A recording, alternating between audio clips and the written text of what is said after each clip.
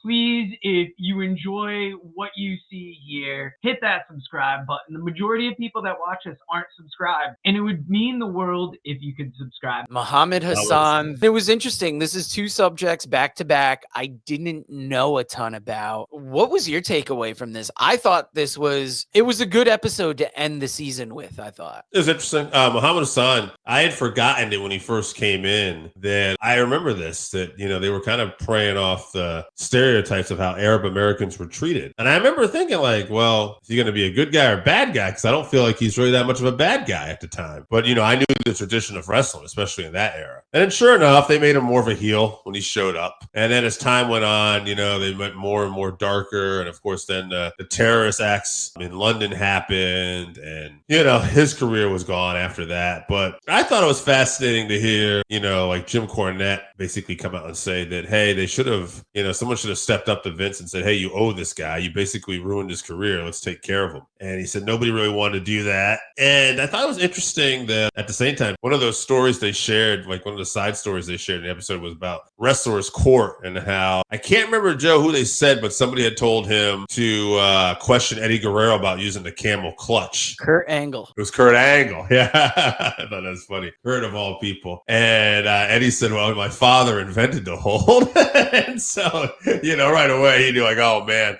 I should have said nothing. But of course, Eddie, ends up, saying it's all good in the end after Wrestler's Court, and he buys alcohol for everybody, and they do all that tradition. But, I thought it was interesting. And then again, diving a little bit into mental health, that after he got let go and his career was basically over, he struggled and, he thought about suicide. But here's on the opposite end, a man who went back to school, had a nighttime job at UPS. As he said, it was humbling. And now here he is, I believe, he's a principal in a school, and he's also doing some other stuff too. Do you remember? I know he's involved in education, and that's huge because if you think about it, he had such a quick rise in the WWE, and then he got put into this character that was controversial for the time. One thing I thought that was interesting is you portray these characters. Sometimes they're not who you are, but then you're out and about, and he was traveling with Daivari, who he saw Daivari going through some of the prejudices he was that he had described in promos. He talked about being confronted by young Arab people who didn't like his portrayal. And sometimes you forget that this thing that you do on TV, people find representative and they might not enjoy it. So it was interesting to see that part of it as well. But it was good to see him come out on the other side of it. It's a shame that he wasn't able to do more in wrestling after that. Like some guys, you get a bad gimmick and you can get repackaged. Or you can somehow parlay it into something else. And instead, he was just let go. And, you hear about the bitterness he had for wrestling for a while. It's sad that this didn't go more. Like, it was definitely of the times. But when you think about who had control of it, Vince McMahon, it's bound to go off the rails there.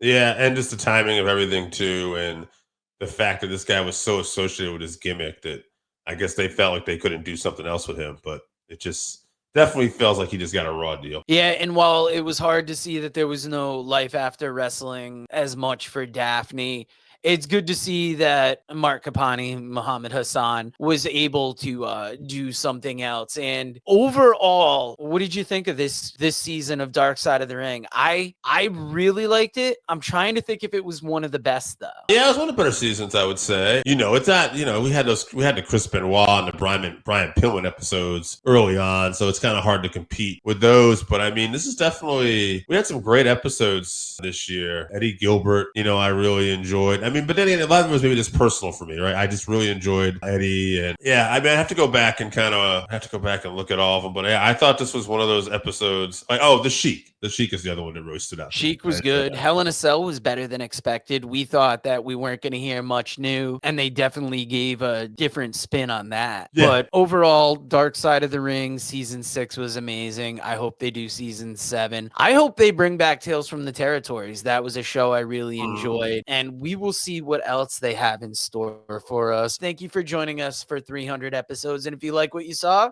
hit that subscribe button. Good night, everybody.